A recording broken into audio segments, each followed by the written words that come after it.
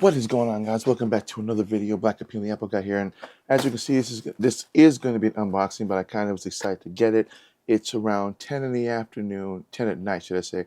Just got this from FedEx. They missed my delivery, they missed my address, and were able to actually get it delivered to me. It's a little bit late, so this is a little late of a video, and I've been up all day, so I do have to apologize if I sound a little out of it when I start explaining what it is that I just got. So this is something that I've been looking forward to getting for quite a while, and I wasn't expecting to actually get one, at least not the price that I got it at.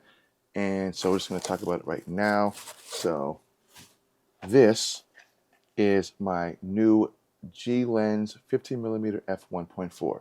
So this is the Sony G lens, not the G Master lenses, which are their higher end version. This is the next one below that, which is their G lens. Now this is a 15mm f1.4, which is basically about a millimeter smaller than my Sigma 16mm f1.4, which I'm currently shooting on my FX30. Now the reason why I bought this lens and why I'm happy to get this lens is because I wanted something that was small, but still gave me the kind of same focal length as the Sigma 16mm. And once you start trying to figure out, what works best, 23mm, 14mm, 13, it tends to make your head kind of swim.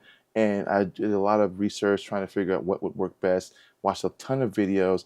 And when it came down to it, I was recommended, in terms of the closest that I could get to the Sigma, was a G Master 15mm f1.4. And I actually got this used, so there is a nice little used sticker right there. So this generally goes for around 750 bucks. I managed to get this on B&H in a condition, they rank their conditions in terms of used stuff. So demos is like basically just somebody brings it in, they demo it, then they sell it. Then you have an open box, which obviously someone bought it, they looked at it, didn't want it, then they returned it. And then you have your numbers. The lower the number, the worse that the condition is, the cheaper it gets. This was actually condition. This was actually rated number 10, so it was just below open box. Someone probably had it, opened it up, looked at it. They may have taken a few shots or just put it on their camera, and then they decided they didn't want it, and then returned it. This was a $630 some odd lens for a G lens. This is about $100 some odd less than brand new. That's pretty amazing for a lens like this. Like I said, I know I don't sound like I'm excited to get this lens, but I am excited. I've always wanted to buy a G lens. Everything that I've ever watched when it comes to videography and people talking about lenses is always the G Master lenses, G Master lenses. And those are basically for full frame cameras. Now, this being APS-C censored cameras, if you want to use a full frame lens, you had to kind of figure out, do the converting, like what would be equivalent to a 16mm and a full frame lens, and then go and buy that. But then you realize those lenses are stupidly expensive.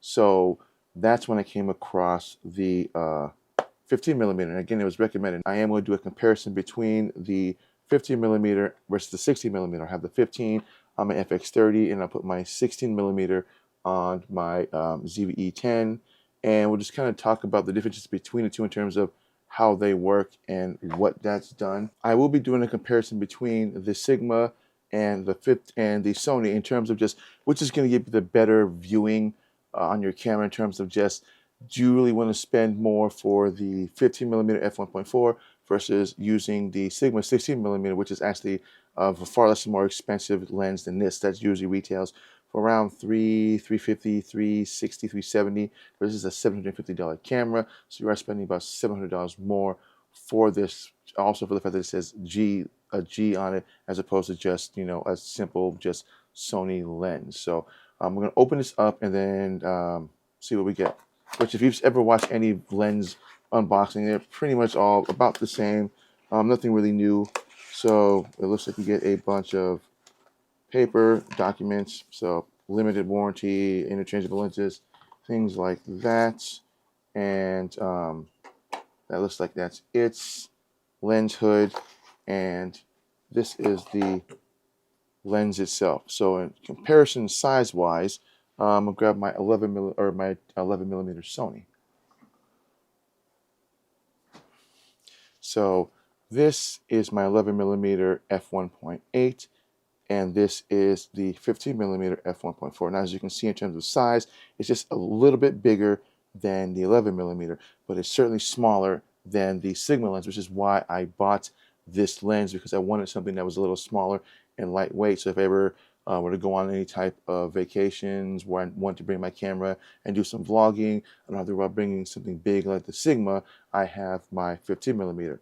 And again, I'm not knocking the Sigma. It's a perfect lens. So if you're looking to buy a really good budget lens, then definitely I still recommend getting the Sigma 60 millimeter. I've had it on pretty much every, well, the other camera that I have, which is the A6400. I had it on my A6400. It was literally the first lens that I bought for that, and then just every other lens kind of followed after that. But it was the first lens that I bought. It's an amazing lens, and again, I'm not knocking the Sigma. It's a great lens, but I really want to see in terms of how that stacks up to the G lens. Now, obviously, the G lens is a much more expensive lens, so in terms of color and all that, this should actually be better than the Sigma 60 millimeter. But again, we're just going to be doing like a baseline comparison. I'm not really much of a lens expert. We're just going to kind of see in terms of how it sits between the Sigma and the Sony 15 millimeter. And I'll be using the Sigma on my ZV-E10, running the same S-Log3 Cinetone on the on my Sony ZV-10, just like I'm doing on my Sony FX30, which I shoot everything in S-Log3. It's Cinetone, and I'll be shooting at 4K 60 on this one, or I'll probably be shooting at 4K 30 on this one, so because this can't do 60, so I'll be doing 4K 30 on both, just so I can keep it kind of balanced in terms of everything being the same. And I won't be editing any of the photo or the videos out of this. It'll be just straight as it is from both cameras. So sorry for this. Like I said, it's a little late for me, so I don't mean to be kind of rambling off a little, but I am really excited to be getting this lens. I am excited. I love this lens. So just kind of go over what it looks like. So obviously get the hood lens. It does allow you to select between autofocus and manual focus, just like my 11 millimeter does. And it also has a focus hold button right there, just like my Sony 11 millimeter f1.4 has. But there's something on the side here called click on off. So right now it is off. So this is your manual focus right there, and this is your aperture ring. So if you ever want to change, you'll see there's numbers right there, depending on what aperture you want to set it at. As you can see, it's pretty smooth and quiet, which is actually kind of nice. So we're going to click this to on and see what it does.